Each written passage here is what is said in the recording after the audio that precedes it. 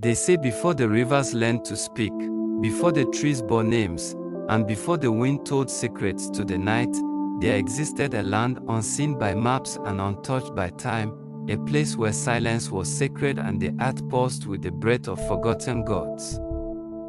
This land was neither high nor low, neither east nor west, but located in between, in the narrow breadth between lightning and thunder.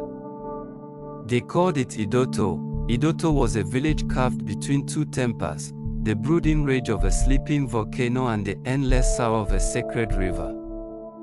It was a place of balance, fragile and uneasy, where the sun could scorch the yam fields by day and the rains could drown them by night. The people of Idoto were proud and fearful.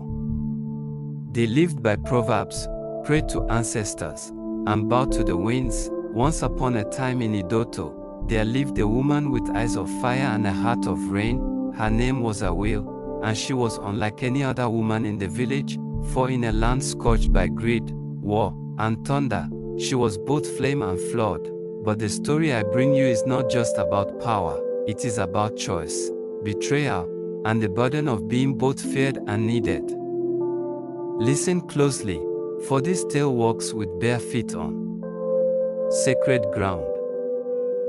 Awil was born beneath a sky split by lightning. Her mother, a healer, had gone into labor beside the great river, where the spirits whispered through the reeds. When she came into the world, she did not cry. Instead, her eyes glowed red and golden, flickering like coals. But when she was placed on her mother's chest, the rain fell, heavy, healing, and sudden.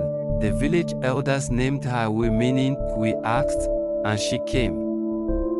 But they feared her, for when she grew angry, flames danced in her stare. When she wept, the rivers overflowed. As a child, Awil would sit by the river alone. The other children avoided her. She made flowers bloom in her fist but dried them out in seconds. She whispered to clouds and they came, laughed too hard, and the cooking fire roared. The elders called her half-goddess, the priestesses called her curse-born, and the hunters said she would bring doom or deliverance. Her mother said only this: you are not meant to be tamed, Awil. You are meant to choose when to burn and when to bless. But Awil was tired of being feared. She wanted only to belong.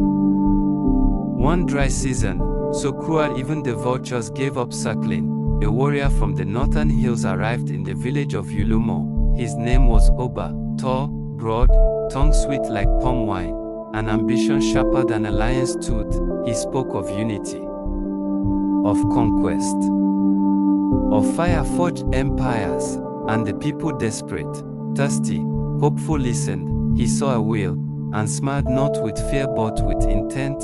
You are wasted in this village, he told her. Together, we can set the world alight and reign over it all. Awil, lonely and curious, listened. She followed Oba to the hill kingdom of Idoto, where his army waited.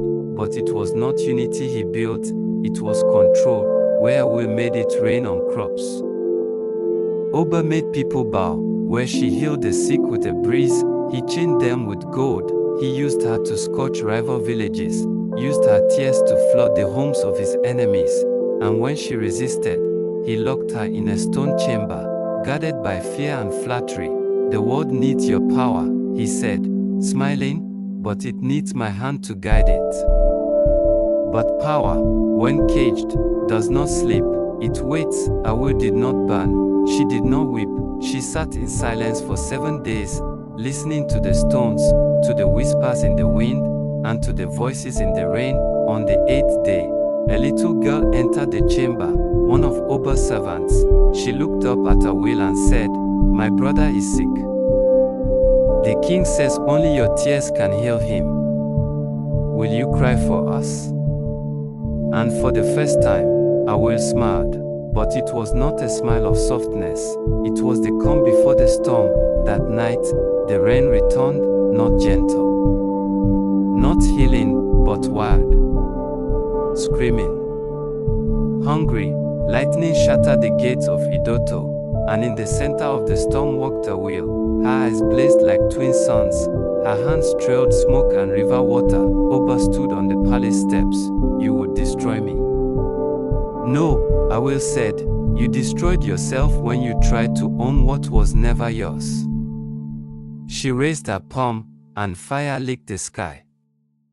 She closed her eyes, and thunder bowed. Oba dropped to his knees, and the people, they did not cheer, they wept.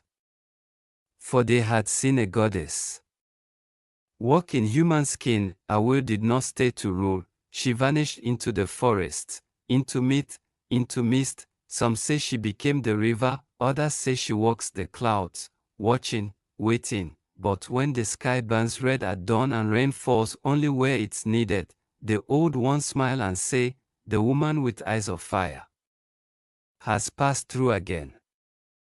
They say she teaches this lesson, that power must serve, not own, that fire must warm before it burns, and that sometimes, the softest hearts hold the strongest storms. If you've ever felt torn between your fire and your rain, between your rage and your compassion, then you, too, carry the spirit of Awil. Let your fire protect, let your rain heal, and never let anyone tell you which one to be. If this story stirred something in you, share it.